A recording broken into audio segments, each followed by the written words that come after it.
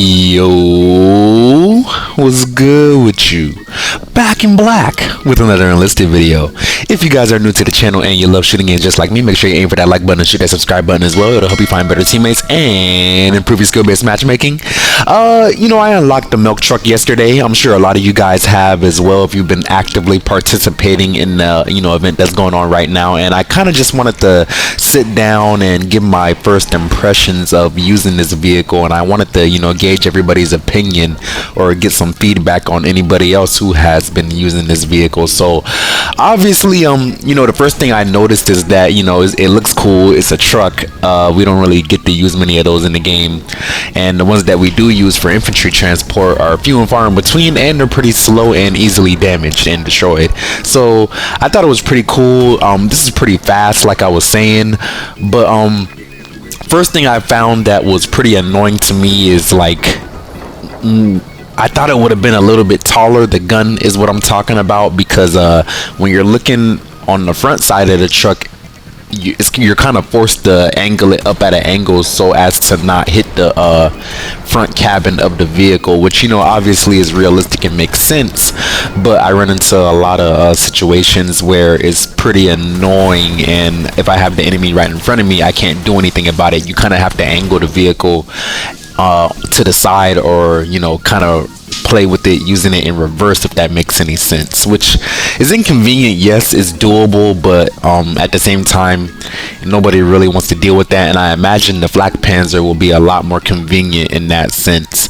It is cool that you can look down. Again, it's just inconvenient to do so. The second thing that I noticed that is kind of inconvenient about this thing is the 6 or 7 round magazine, because honestly, what gun besides bolt action rifles are really good if you're only allowed to have 7 bullets in the magazine? You know what I'm saying? I feel bad for anybody who had to man one of these things in real life, because I don't see them shooting down any aircraft effectively. Not that you can't. Again, it's possible. It's just 7 rounds is not really a good opportunity to do so. And again, I'm sure it's realistic. It's just that it speaks to the mediocrity of Russian firearms, unless it's like later in the war. So Moscow, it is what it is. Like they said in the article blurb when they first announced this event, you can fight light tanks with this, and as you see, I make short work of that Panzer.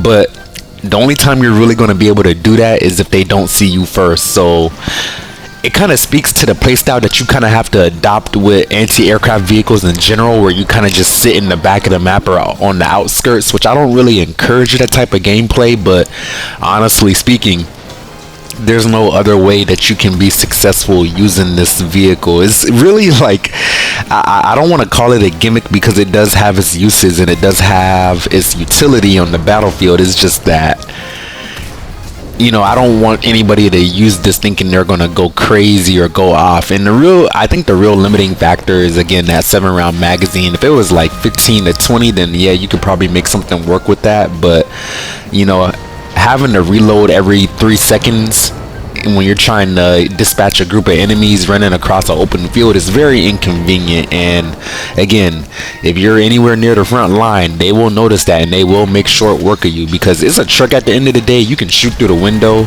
You can see me kind of getting handled, I guess you could say, for lack of better words, because I get caught lacking, and the angle on the vehicle is so hard to work with. Yeah, and that's just kind of how it is with all anti-aircraft vehicles. Another thing that I noticed is, I don't know, maybe this is like a bug or something, but it just feels like the aim is really misaligned, especially when you're in the first person aiming mode as opposed to the third person one. So maybe that's something that they could look at. But all in all, it's a cool little neat vehicle. Especially if there's like an annoying aircraft and you don't want to be bothered having to get your engineer out to build, or you just use your engineer squad and they just die, so you don't have access to them.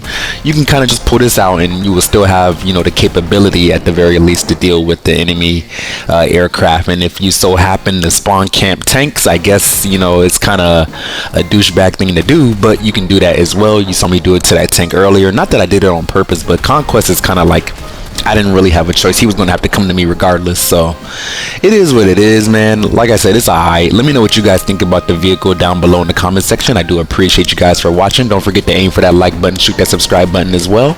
And I hope you have a lovely rest of your day. Black guy out.